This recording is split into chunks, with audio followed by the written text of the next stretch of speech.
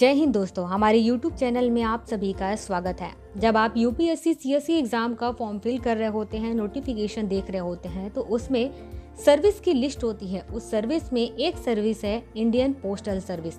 तो चलिए आज की वीडियो में इसी के बारे में जानकारी देती हूँ।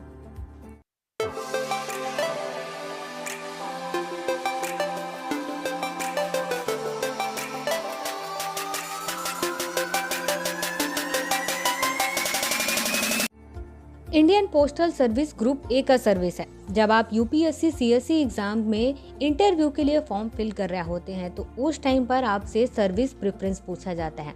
अगर आपको इंडियन पोस्टल सर्विस में जाना है, तो उसके लिए आप जब सर्विस प्रेफरेंस देंगे तो उसमें सबसे पहले इंडियन पोस्टल सर्विस को भरिएगा। इंडियन पोस्टल सर्विस की ट्रेनिंग के लिए आपको ट्रेनिंग सेंटर में भेजा जाएगा और उसके लिए आपके 2 स्टेज होते हैं। पहले स्टेज में आपको लाल बहादुर शास्त्री नेशनल एकेडमी में भेजा जाएगा।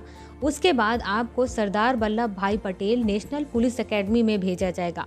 उसके बाद आपको national academy of direct tax वहाँ पर भेजा जाएगा, अगर वहाँ पर रिकमेंडेड किया जाता है तो। जब यहाँ पर आपकी ट्रेनिंग पूरी हो जाएगी तो उसके बाद दूसरा स्टेज स्टार्ट होगा।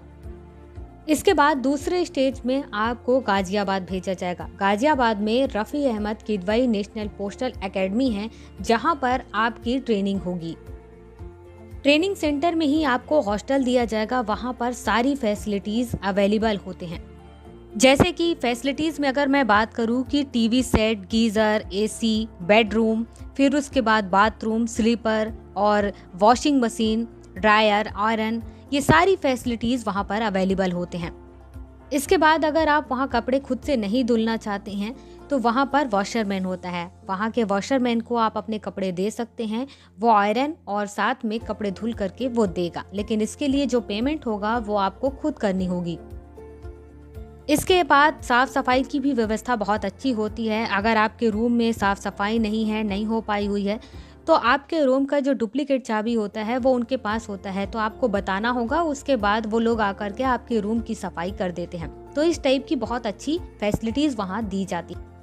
हॉस्टल का रूम रेंट आपको पर डे के हिसाब से 20 रुपए देना होता है और ये आपके सैलरी से काट लिए जाते हैं। इसके बाद खाने पीने की भी व्यवस्था बहुत अच्छी होती है। यहाँ पर 1 वीक के हिसाब से आपके सैलरी से पैसे ले लिए जाते हैं। मतलब कि मेस इस्टेब्लिशमेंट के जो फीस हैं वो 50 रुपीज़ पर वीक हैं और मेस चार्ज जो है वो 200 रुपये पर डे है। आप ब्रेकफास्ट, लंच या डिनर किस टाइप से लेना चाहते हैं, इसके लिए भी अलग अलग उसके रुपीज़ बांटे गए हुए हैं। तो जैसा आपको पसंद हो वैसा आप ले सकते हैं। इसके बाद कुछ छोटी मोटी फैसिलिटीज और होती हैं, जैसे कि medical facilities, sport facilities, library facilities भी यहाँ पर मतलब प्रेजेंट होता है। ये सारी जानकारी तो हो गई ट्रेनिंग सेंटर की। अब मैं बात करती हूँ कि जब आप फील्ड पर काम कर रहे होंगे तो उस टाइम आपके रैंक के हिसाब से आपका जो पे लेवल होगा वो क्या होगा। स्केल के हिसाब से आपको सबसे पहली पोस्टिंग मिलेगी senior superintendent of post service की या senior superintendent of railway mail officer की। इनका जो पे लेवल होता है वो होता है 56,100 रुपए। इसके बाद स्केल में दूसरे नंबर पर होता है असिस्टेंट डायरेक्टर या असिस्टेंट पोस्ट मास्टर जनरल। यहाँ पर आपका जो पे स्केल होगा वो 67,700 रुपए होंगे। इसके बाद तीसरे नंबर पर है डायरेक्टर ऑफ पोस्टल सर्विस। यहाँ पर इनका पे लेवल होता है 78,800 रुपए। इसके बाद स्केल में जो चौथे नंबर पर है वो है पोस्ट मास्टर जनरल। इनका जो पे लेवल है वो 1,31,100 रुपए होता है। यहाँ पर एक छोटी सी जानकारी दे दूं कि आपको पोस्ट मास्टर जनरल के अलावा डिप्टी डायरेक्टर जनरल या जनरल मैनेजर भी कहा जा सकता है। उस हिसाब से आपको काम दिया जा सकता है। इसके बाद 5वें नंबर पर चीफ पोस्ट मास्टर जनरल होते हैं। इनका जो पे लेवल होता है वो 1,44,200 रुपए होता है। इनको सीनियर डिप्टी डायरेक्टर जनरल या चीफ जनरल मैनेजर कहा जाता है। इसके बाद 6ठे नंबर के स्केल पे मेंबर पोस्टल सर्विस बोर्ड होता है, जिसमें आपको एडिशनल डायरेक्टर जनरल बनाया जाएगा, जिसका पे लेवल होता है 2,54,100 रुपए। इसके बाद 7वें नंबर पर जो स्केल होता है director general of post service का होता है। इस पर आपका जो पे लेवल होता है वो 2,25,000 रुपए होता है।